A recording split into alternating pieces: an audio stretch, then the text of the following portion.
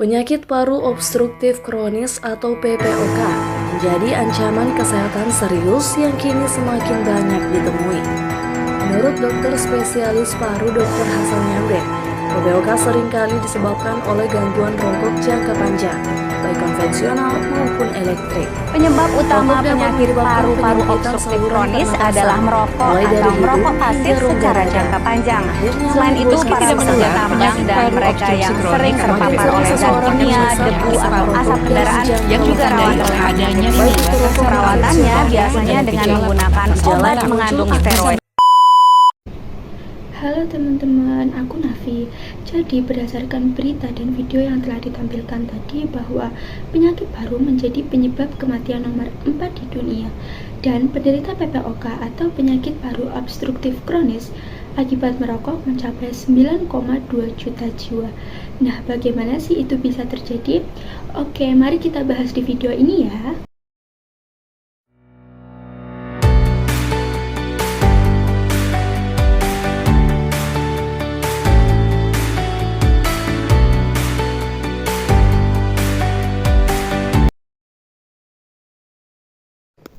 Nah, teman-teman, sebenarnya apa sih PPOK itu? Jadi, PPOK atau penyakit paru obstruktif kronis adalah penyakit yang menghalangi aliran udara dari dalam paru sehingga pengidap akan mengalami kesulitan dalam bernafas. Kondisi ini bersifat progresif. Apa sih progresif itu? Progresif itu artinya gejala dan kerusakan pada paru-paru cenderung memburuk seiring waktu. Dengan demikian, definisi PPOK menekankan bahwa penyakit ini menyebabkan keterbatasan aliran udara secara kronis dan bersifat irreversibel, sehingga mempengaruhi kemampuan penderita dalam bernafas dengan normal.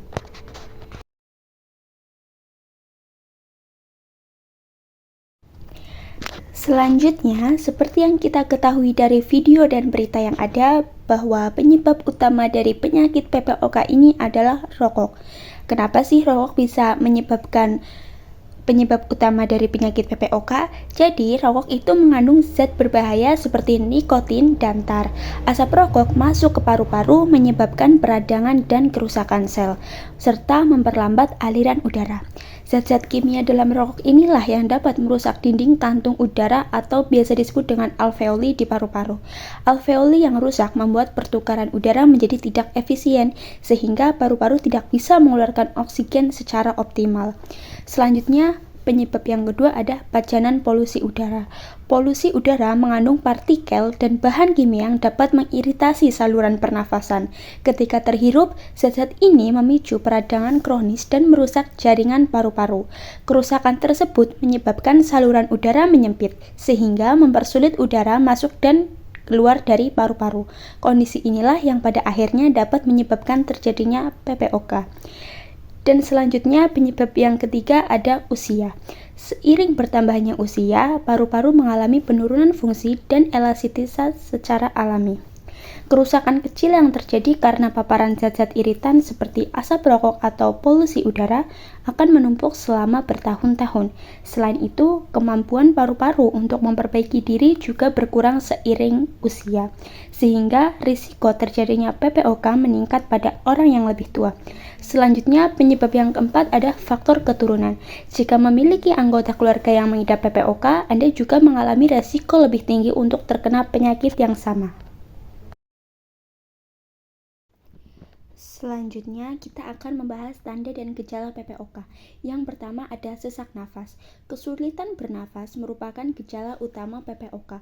Hal ini terjadi karena saluran pernafasan menyempit dan paru-paru tidak dapat mengalirkan udara dengan efisien, sehingga penderita merasa sulit mendapatkan cukup oksigen.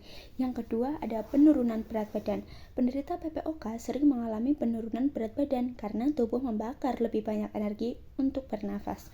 Yang ketiga ada batuk kronis. Batuk yang berlangsung lama merupakan mekanisme tubuh untuk mencoba membersihkan saluran pernafasan dari lendir dan partikel iritan. Pada PPOK, batuk ini bersifat kronis karena iritasi terus-menerus pada saluran napas. Yang keempat, ada mudah lelah. Karena paru-paru tidak dapat bekerja secara optimal untuk menyediakan oksigen yang cukup, tubuh mengalami penurunan energi. Hal ini membuat penderita merasa cepat lelah, terutama saat melakukan aktivitas fisik. Yang kelima, ada mengi. Mengi adalah suara mendesis atau mengi yang terdengar saat bernafas. Suara ini muncul karena udara melewati saluran pernafasan yang menyempit atau terdapat lendir berlebih, sehingga menghasilkan bunyi abnormal. Yang keenam, ada bengkak pada kaki. Pembengkakan pada kaki bisa terjadi karena PPOK yang parah. Dapat menyebabkan komplikasi jantung seperti cor pulmonal atau penyakit jantung yang disebabkan oleh masalah paru-paru. Hal ini mengakibatkan penumpukan cairan di bagian bawah tubuh, terutama di kaki. Yang ketujuh, ada rasa berat di dada.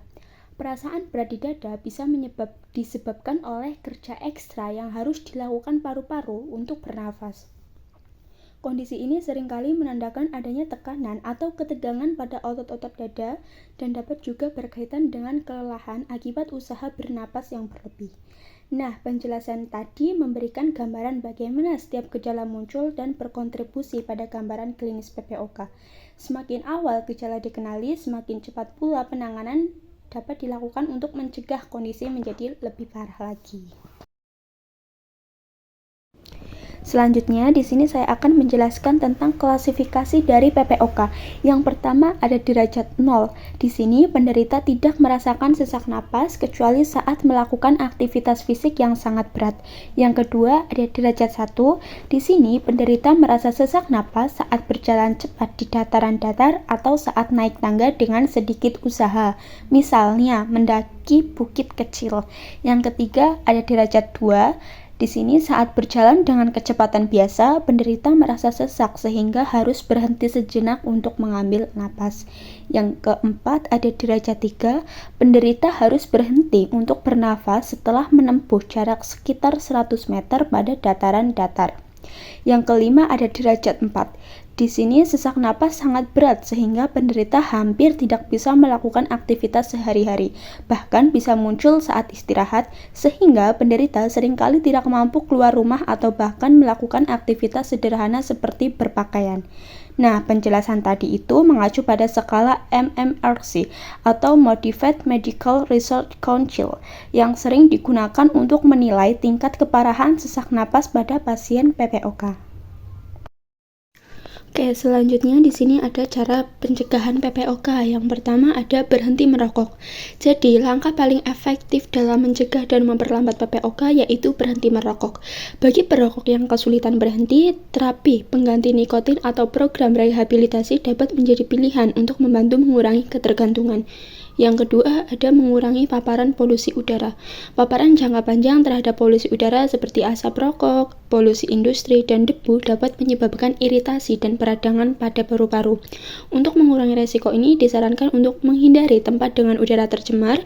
Yang kedua, menggunakan masker pelindung saat berpergian. Dan yang ketiga, menjaga kebersihan udara dalam ruangan dengan ventilasi yang baik. Yang ketiga, ada olahraga teratur. Jadi, aktivitas fisik ini berperan penting dalam menjaga kesehatan paru-paru dan meningkatkan kapasitas pernafasan. Yang keempat, ada nutrisi yang baik. Asupan makanan yang sehat dapat membantu memperkuat sistem kekebalan tubuh dan melindungi paru-paru dari kerusakan oksidatif. Yang kelima, ada vaksinasi. Vaksinasi ini dapat membantu melindungi paru-paru dari infeksi yang dapat mempercepat perkembangan penyakit. Oke, di sini selanjutnya saya akan menjelaskan tentang bagaimana sih penanganan atau berbagai pendekatan untuk mengelola gejala, memperlambat progresi penyakit, dan meningkatkan kualitas hidup pasien. Nah, berikut ini penjelasan mengenai beberapa metode penanganan yang utama. Yang pertama ada terapi oksigen, yang kedua ada terapi inhalasi, yang ketiga ada rehabilitasi paru, dan yang keempat ada pengobatan dengan obat-obatan. Nah, penanganan PPOK ini juga harus disesuaikan dengan kondisi masing-masing pasien ya.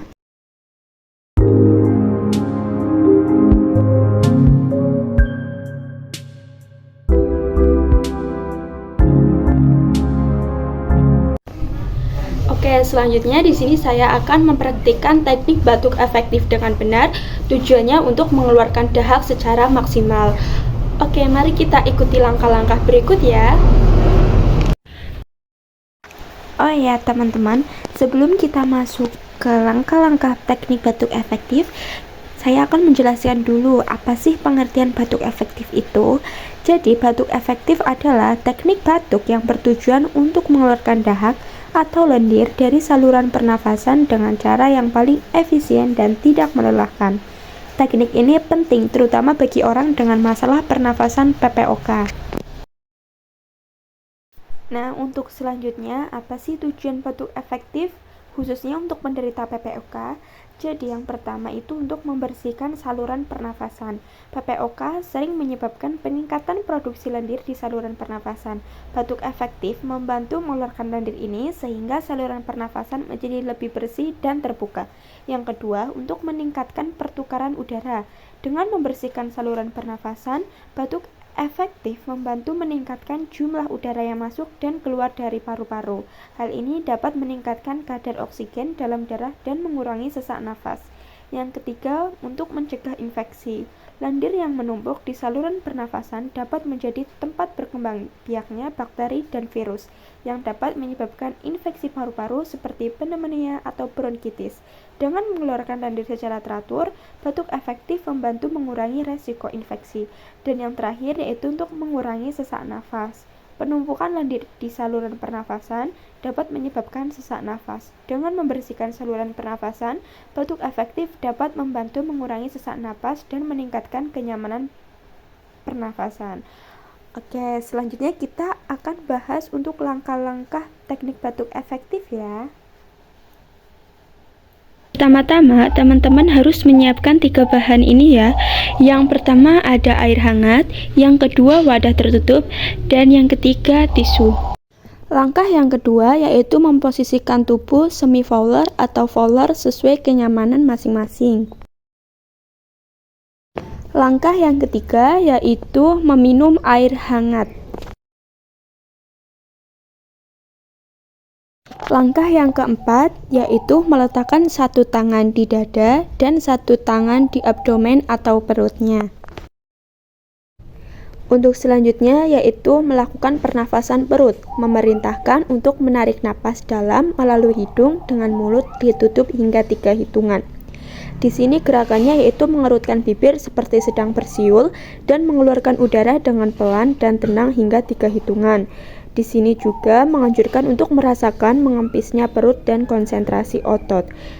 Tarik nafas ini dilakukan 5 kali dan yang terakhir itu membatukannya dengan kuat menggunakan kekuatan otot perut. Untuk yang terakhir yaitu membersihkan mulut dengan tisu. Nah, itu tadi penjelasan tentang PPOK dan cara teknik batuk efektif dengan benar yang bisa dilakukan di rumah masing-masing. Saya harap teman-teman setelah melihat video ini bisa mempraktekkan teknik batuk efektif mandiri di rumah ya. Oke, sekian dari saya. Jika ada salah, meminta maaf. Wassalamualaikum warahmatullahi wabarakatuh.